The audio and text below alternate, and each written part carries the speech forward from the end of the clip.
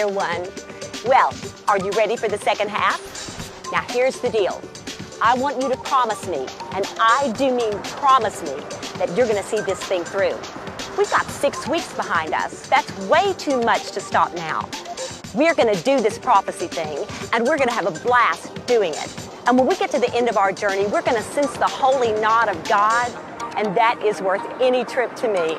I'm so glad you came today. I'll meet you on the pages of Daniel chapter 7.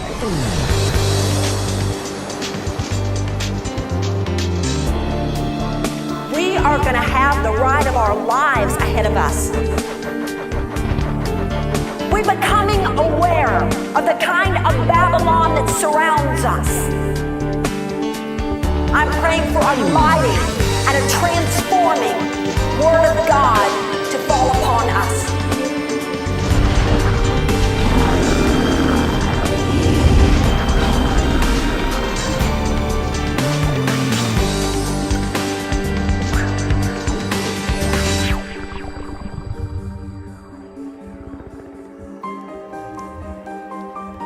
Listos para comenzar nuestro estudio del libro de Daniel. Los saludo en el amor del Señor. Ya estamos listos, completamente listos para comenzar nuestro estudio del libro de Daniel el día de hoy. Y bueno, pues vamos el día de hoy a ver el tema que lleva por título Otros nombres del cuerno pequeño. Recordando que el día de ayer comenzamos a ver quién era el cuerno pequeño, cuál es el cuerno pequeño, y ahora vamos a ver otros nombres del cuerno pequeño, pero también vamos a ver las dispensaciones, es decir, las dispensaciones cómo se dividen y pues son importantes porque el día de mañana ahondaremos mucho en ella y también el día de pasado mañana. Entonces, sin más preámbulo, vamos a comenzar. Esta sesión está un poco larga, así que tenemos mucho que hacer el día de hoy, mucho que estudiar el día de hoy. Espero que hayas anotado las respuestas en las preguntas de que se hizo el día de ayer. Te voy a pedir que las tengas a la mano, porque van a ser de mucha importancia, suma importancia para nuestra clase del día de hoy, para que puedas entender mejor nuestra clase del día de hoy. Bueno, pues comenzamos. Voy a pedirte que ahí desde tu casa leas conmigo nuestro texto base, o nuestro texto lema, que se encuentra en el libro de Malaquías, capítulo 3, versículo 16, Malaquías capítulo 3 versículo 16, Malaquías capítulo 3 versículo 16, que dice de la siguiente manera: Entonces los que temían a Jehová hablaron cada uno a su compañero, y Jehová escuchó y oyó, y fue escrito libro de memoria delante de él para los que temen a Jehová y para los que piensan en su nombre. Vamos a volverlo a leer todos juntos, dice la palabra del Señor. Entonces los que temían a Jehová hablaron cada uno a su compañero, y Jehová escuchó y oyó, y fue escrito libro de memoria delante de él para los que temen a Jehová y para los que piensan en su nombre. Amén. Es una gran bendición este texto, la verdad es una gran bendición este hermoso texto en Malaquías 3:16, y que por eso lo hemos acogido como nuestro texto base. Antes de comenzar, voy a pedirles que hagamos una oración a nuestro Dios, pidiéndole sabiduría, pidiéndole de su gracia y de su misericordia. Amantísimo Dios, buen Padre Celestial, Dios del cielo y de la tierra, Señor, nos disponemos el día de hoy a comenzar a escudriñar tu palabra. Nos disponemos el día de hoy, Señor, a comenzar a estudiar tu palabra, a comenzar una vez más, Señor, a escudriñarla. El día de hoy, Padre Celestial, ponemos en tus manos lo que hemos de hacer el día de hoy, lo que hemos de estudiar el día de hoy, Señor, pidiendo que tu Santo Espíritu sea el que nos dirija, que seas tú, Señor, el que nos indiques qué es lo que quieres que aprendamos el día de hoy, Señor, y lo podamos poner en práctica, porque aunque son cuestiones de profecía, Señor, son cuestiones muy, muy importantes y vitales. Ponemos en tus manos nuestra lección del día de hoy, pidiéndote que tu presencia y tu Santo Espíritu esté con nosotros. En el nombre de Cristo Jesús. Amén. De esta manera vamos a comenzar con nuestro tesoro del día de hoy. Nuestro tesoro del día de hoy que se encuentra en el libro de Daniel, capítulo 7, versículo 24. Libro de Daniel, capítulo 7, versículo 24. Y si no, lo puedes leer ahí en la pantalla. Dice de la siguiente manera: de aquel reino se levantarán 10 reyes, y tras ellos se levantará otro, el cual será diferente a los primeros. Dice la palabra del Señor: de aquel reino se levantarán 10 reyes, y tras ellos se levantará otro, dice que el cual será diferente a los primeros. ¿Quiénes son los cuernos? El día de ayer hablábamos de quiénes serían los cuernos. Los cuernos, la opinión más aceptada por ser la más apegada a la Biblia, nos dice que los 10 cuernos representan a 10 reyes. El cuerno pequeño será un rey que se levantará y que será muy diferente a los otros, pero logrará derribar a 3 pares suyos, es decir, a 3 gobernantes suyos. Es lo que vimos el día de ayer. ¿Cómo podemos explicar lo detallado en el versículo 24 de Daniel, del versículo del capítulo 7? ¿Cómo podemos explicar lo detallado en el versículo 24, el derribamiento de los otros 3 cuernos? Bueno, se puede explicar cómo el cuerno pequeño será más fuerte y aguerrido, o es decir, hecho a la guerra, que los otros 3 cuernos. Te voy a pedir y te voy a dar un espacio de 20 segundos. Bueno, te voy a dar un espacio de 1 minuto para que puedas encontrar en tu Biblia el pasaje de 2 de Corintios, capítulo 2, de los versículos 1 al 10, y lo leas. Lo leas con atención. Repito, te voy a dar un espacio de 1 minuto para que leas en tu Biblia el pasaje de 2 de Corintios capítulo 2, versículos del 1 al 10. Bueno, vamos a seguir con las preguntas mientras tú sigues leyendo en 2 de Corintios capítulo 2, versículos del 1 al 10.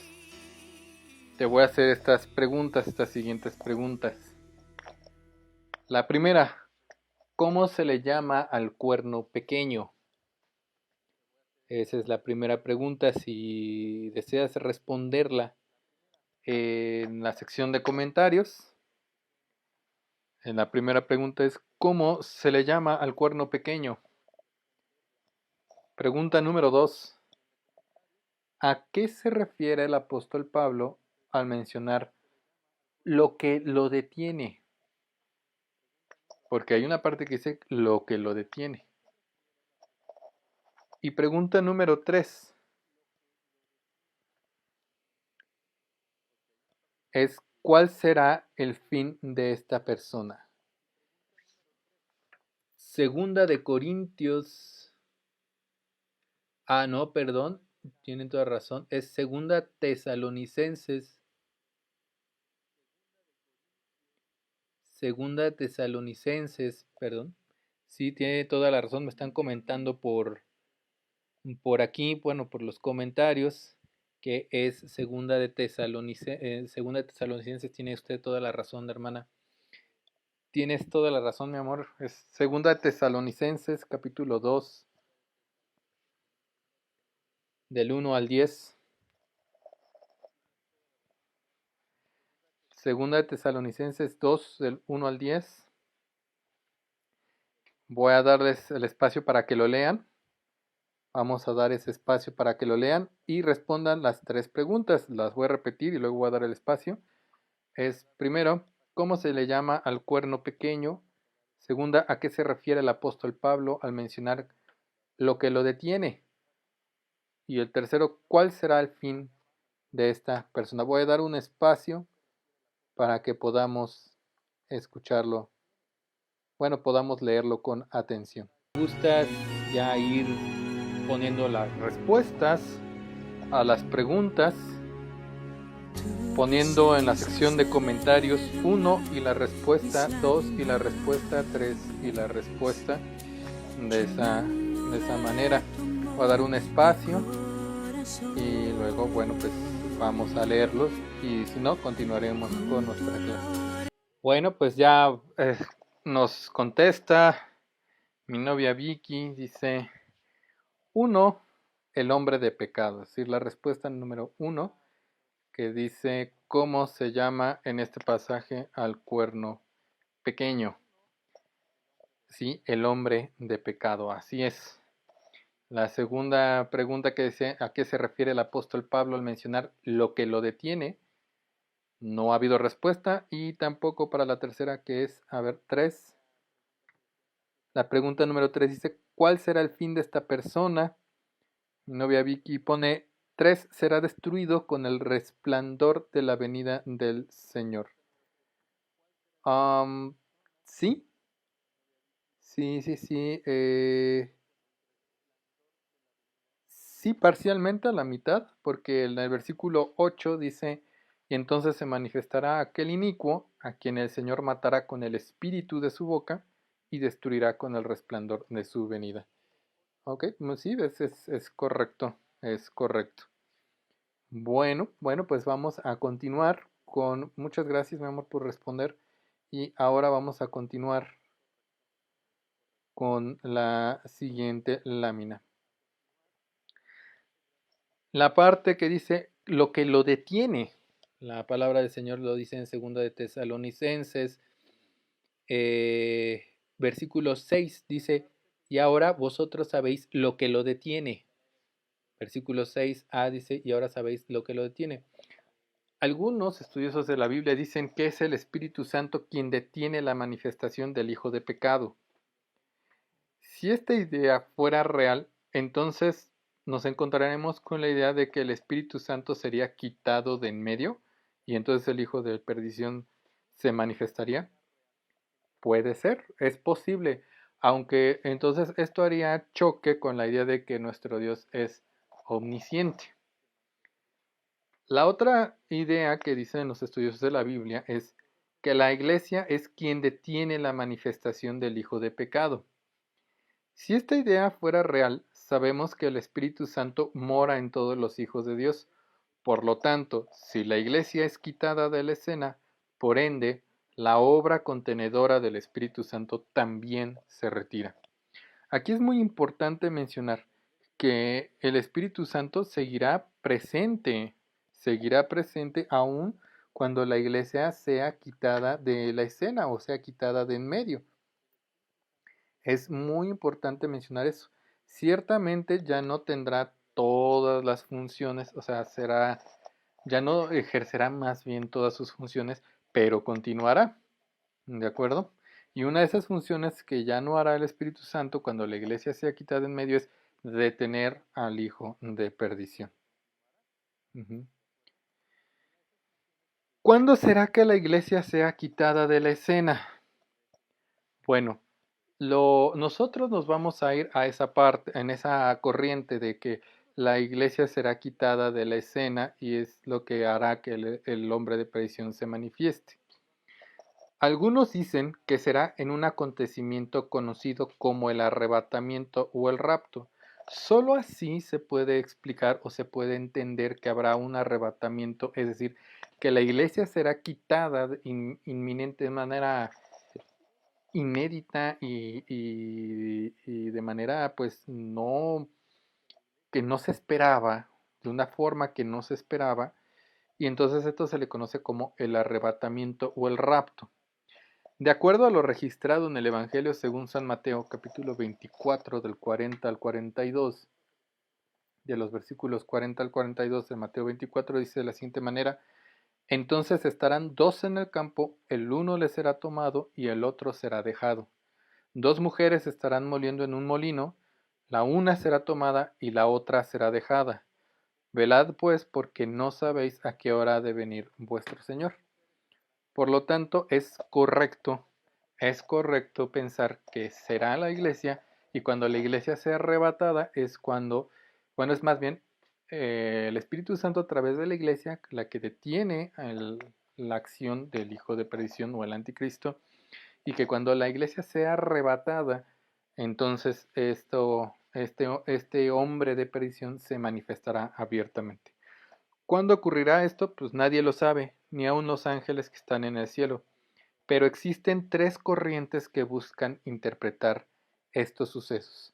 Aquí te voy a pedir que pongas mucha atención, que si tienes duda, inmediatamente me la hagas saber en la sección de comentarios. Vamos a ir con la primera corriente. También te pido que si sientes que voy muy rápido, inmediatamente me lo hagas saber en la sección de comentarios y yo me detengo. La primera corriente que vamos a estudiar es la amilenarista. Repito, la primera corriente se llama amilenarista. En esta corriente creen que la actual era de la iglesia, ojo, en este caso, era de la iglesia no es lo mismo que era de la gracia. No están, esta corriente de milenarismo no va por dispensaciones, por eso dicen que es la era de la iglesia. Creen que la actual era de la iglesia continuará hasta el retorno de Cristo a la tierra y reine presencialmente. Asimismo, interpretan el capítulo 20 de Apocalipsis como que actualmente Satanás está atado y que solo se producirá una sola resurrección, donde estarán los creyentes y los no creyentes, unos para salvación y otros para perdición. Esto entonces nos lleva a contemplar la línea del tiempo de los amilenaristas de la siguiente manera. Pon mucha atención. Vamos a partir desde la crucifixión de nuestro Señor Jesucristo, su resurrección y la ascensión. De ahí comienza la era de la iglesia y va a terminar en el retorno de Cristo. Para ellos no hay gran tribulación. De hecho, muchos de ellos, de los que sostienen el amilenarismo, dicen que nuestro Señor Jesucristo está oculto en unas montañas, orando, esperando el momento preciso para darse a conocer. Dicen que entonces, cuando ya sea el momento de salir, nuestro Señor Jesucristo saldrá y eso se le conocerá como el retorno de Cristo, que traerá consigo la resurrección de creyentes, que es los que murieron, la resurrección de incrédulos, el juicio, los nuevos cielos y la nueva tierra, y luego el estado eterno. No va a haber, pues, no va a haber la gran tribulación, no va a haber la batalla de Armagedón, no va a haber nada de eso. Según estas iglesias, las que sostienen esta posición amilenarista, que son los mormones, los testigos de Jehová y la Iglesia Católica, ellos sostienen que, sobre todo los testigos de Jehová, de que el Armagedón se producirá cuando Cristo se dé a conocer y ya decida que es momento de darse a conocer.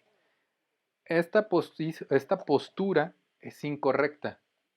Esta postura es completamente errónea. Si nosotros la comparamos con la Biblia, no haya cabida esta línea del tiempo.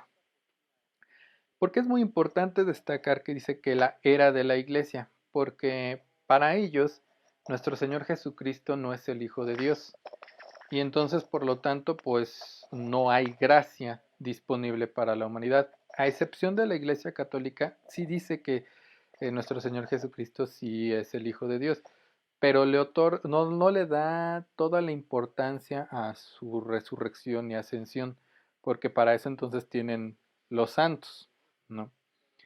Pero al no haber la era de la gracia, le llaman la era de la iglesia, es decir, cuando la iglesia esté presente en la tierra. Viene la segunda corriente, que es conocida como el premilenarismo histórico. Repito, el premilenarismo histórico. Suena como a trabalenguas, ¿no? Esta segunda corriente cree que la iglesia vivirá la gran tribulación, la cual marcará el fin de la era de la iglesia. Ojo, aquí tampoco es la era de la gracia, no hay dispensaciones. La iglesia no será arrebatada, sino que serán reunidos con Cristo. Los muertos en Cristo se unirán con sus almas y con sus cuerpos, mientras que sus espíritus se mantendrán en el seno del Señor. Esto es lo que se le conoce como tricotómicos. Está mal.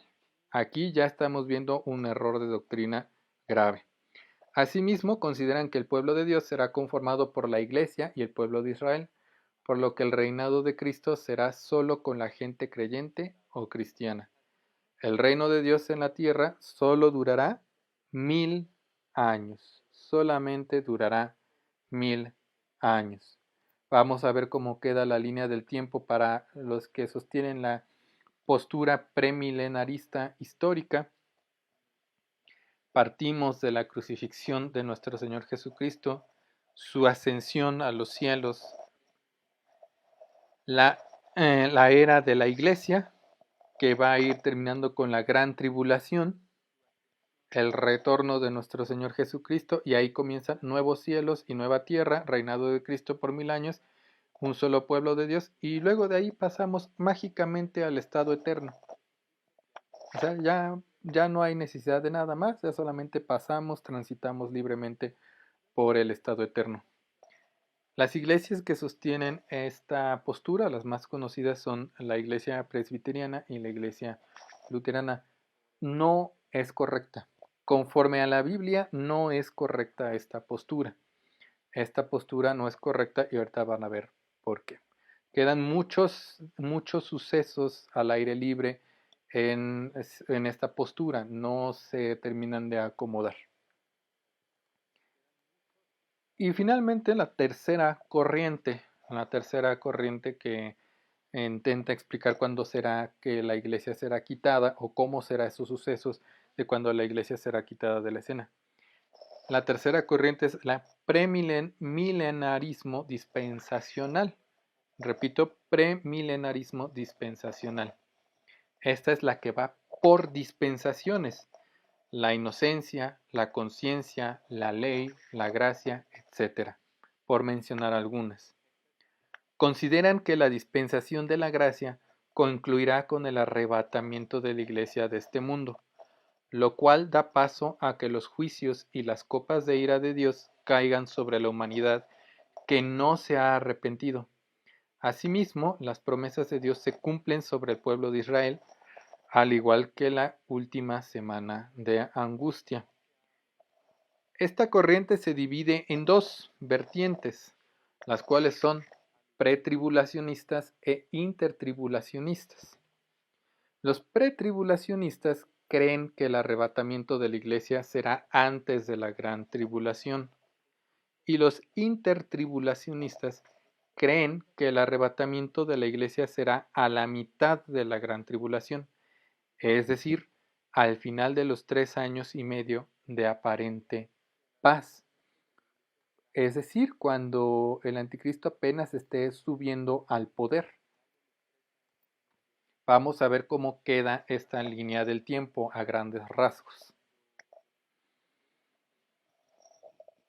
Partimos desde que la muerte de nuestro Señor Jesucristo, su ascensión 40 días después, la era de la gracia o la dispensación de la gracia, y aquí viene una línea verde, una línea punteada verde, que es cuando los pretribulacionistas afirman que el arrebatamiento de la iglesia se producirá ahí, que marcará el fin de la era de la gracia. Tanto los pretribulacionistas como los intertribulacionistas creemos que la era de la gracia se culminará cuando sea el arrebatamiento de la iglesia.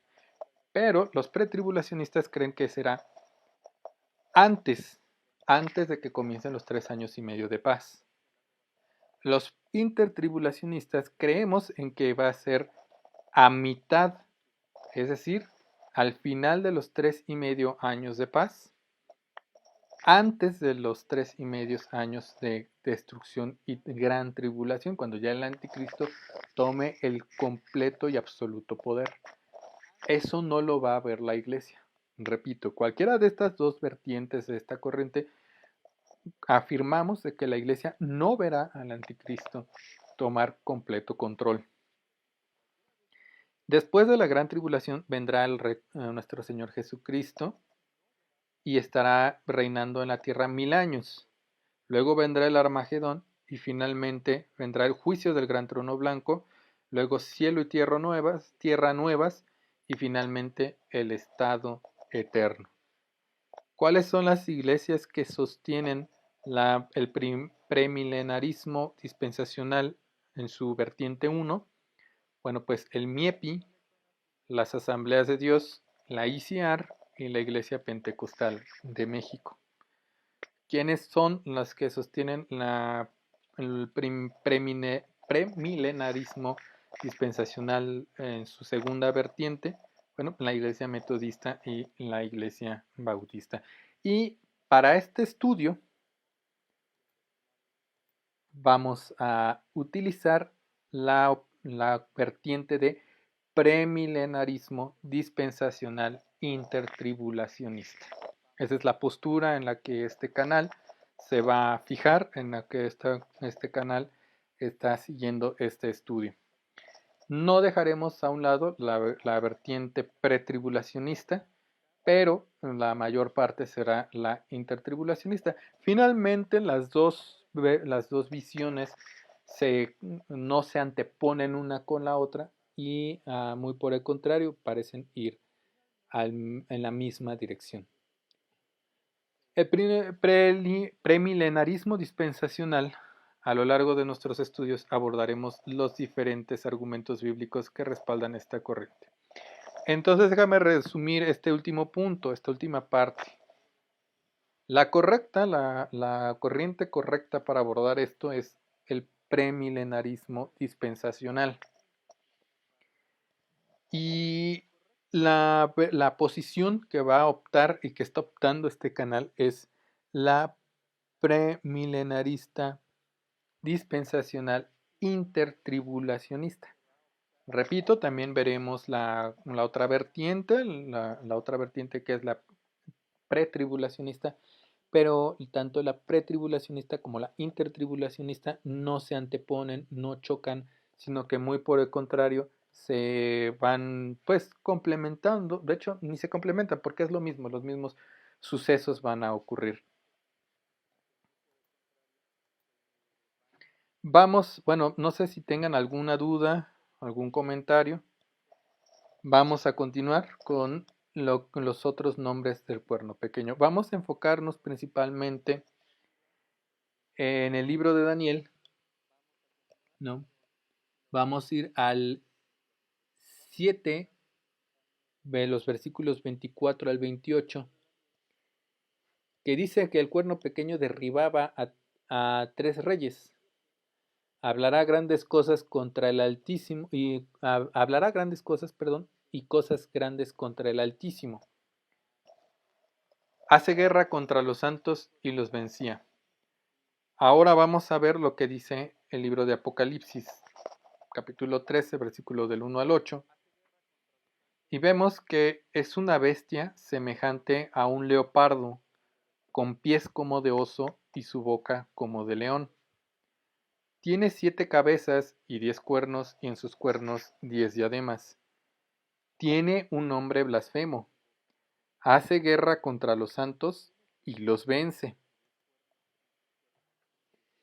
El dragón le dará autoridad. Actuará por 42 meses, que eso lo veremos el día de mañana. Ejerce toda autoridad sobre tribu, pueblo, lengua y nación. Será adorada por los habitantes de la tierra. Imagínate, ¿eh? Me gustaría mucho que anotes estas diapositivas. Te voy a dar un espacio para que las puedas escribir. Bueno, pues vamos a continuar. Tenemos ahora esta parte que es la arrogancia de ser Dios. Aquí vamos a identificar dos figuras. La primera, la Divina Trinidad. Recordemos que el diablo siempre va a querer ser como Dios. Nunca va a ser como Dios, pero desde el inicio, por eso fue su pecado, quiso ser y sentarse como Dios. Tenemos de un lado la Divina Trinidad, que se compone Padre, Hijo y Espíritu Santo, que son coeternos, consubstanciales y coiguales, es decir, tres en uno. Y también la Trinidad satánica, que se compone por el dragón, la bestia y otra bestia que se menciona en Apocalipsis con forma de cordero, con voz de dragón. Esto es el diablo, el anticristo y el falso profeta.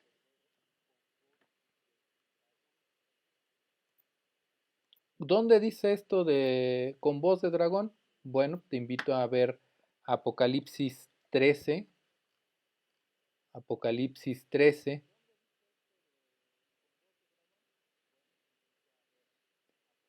Y vamos a ver el versículo 11, que dice de la siguiente manera: después vi otra bestia que subía de la tierra y tenía dos cuernos semejantes a los de un cordero, pero hablaba como dragón. ¿Sí?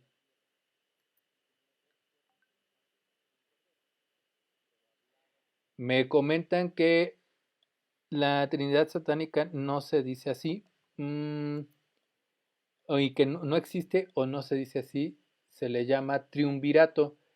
Sí, hermana Priscila, sí puede ser, el término triunvirato es correcto, el término triunvirato es correcto, pero también hay otras iglesias que lo utilizan así para hacer la diferencia más clara de cómo el diablo quiere solamente hacer aparentar o aparentarse como Dios, pero no lo es. Sin embargo, también, bueno, vamos a comunicarlo, vamos a darlo a conocer así como el triunvirato o trilogía satánica. Tendría ahí mis dudas para ese término de trilogía satánica, porque en este sentido hablar de una trilogía es decir que uno va detrás del otro. Sin embargo, aquí los tres actúan al mismo tiempo. Estoy totalmente de acuerdo con el término triunvirato. Es factible, es correcto también pensarlo. Y pues sí, vamos a darlo también, lo vamos a manejar con los dos términos. Tenemos que en la Divina Trinidad, el, el Padre Celestial, ok, me dice la hermana Priscila, me parece bien triunvirato. Perfecto, muy bien. Vamos entonces a conocerlo así, como triunvirato.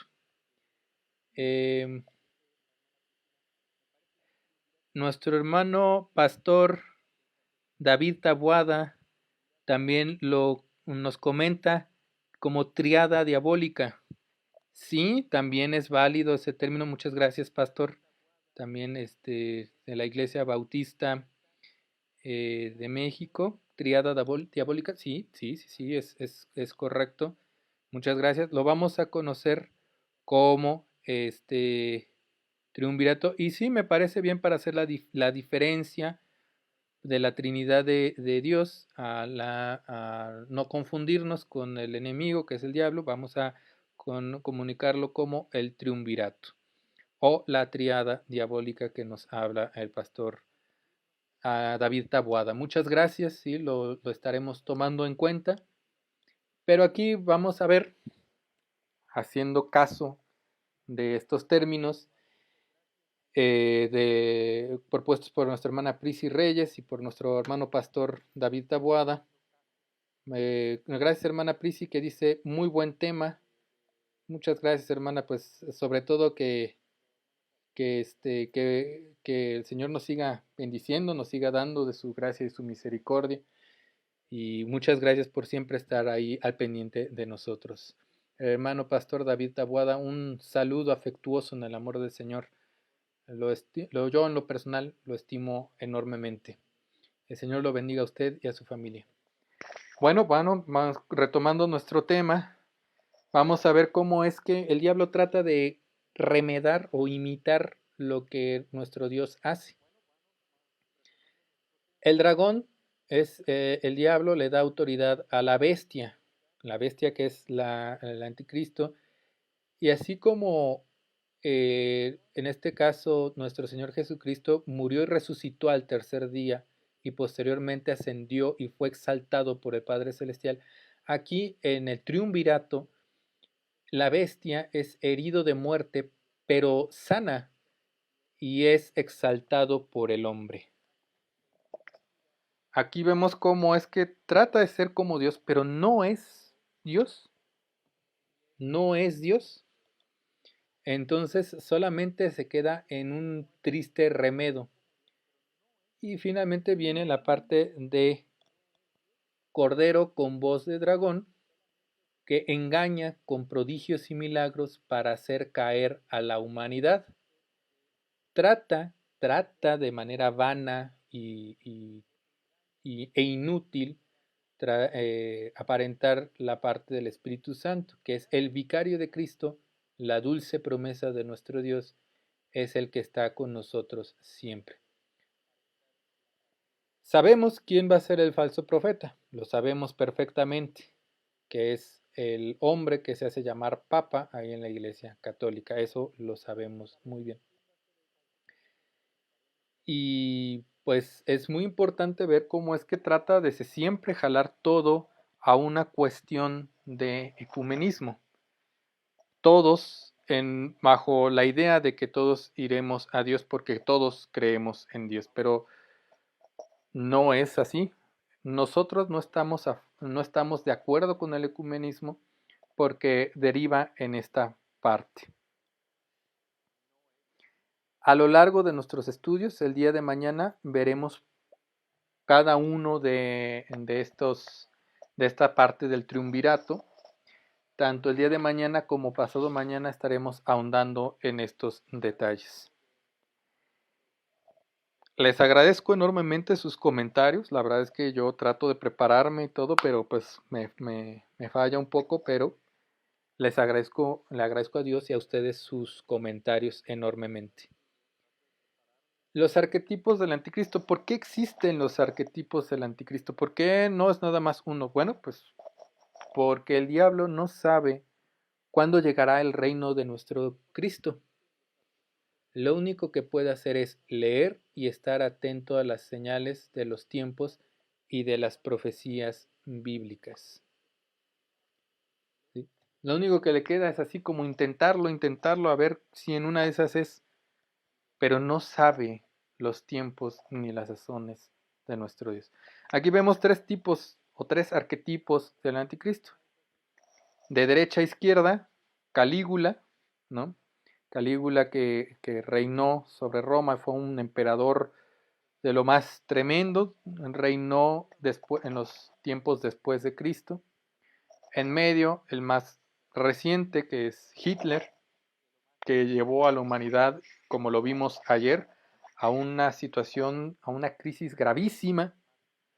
Y del lado izquierdo, Napoleón Bonaparte, porque también él conquistó gran parte del mundo en aquel entonces, conocido como el Antiguo Mundo, y fue muy poderoso, acumuló grandes reinos debajo de él, pero finalmente fue derrotado.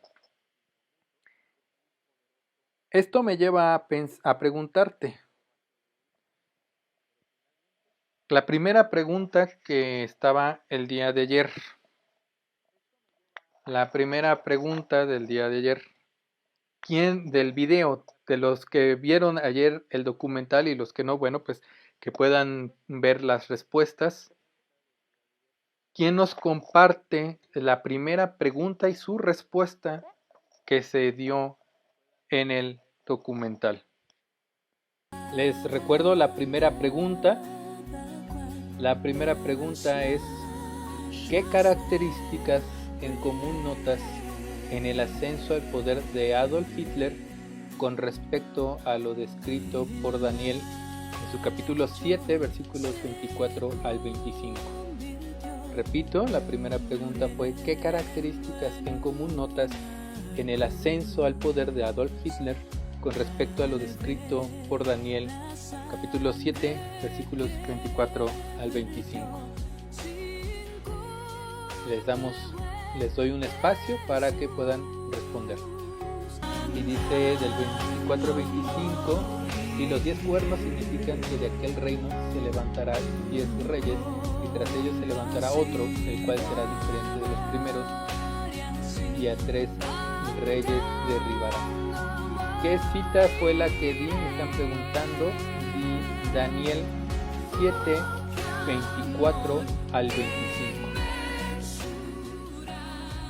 Daniel 7, versículos 24 al 25.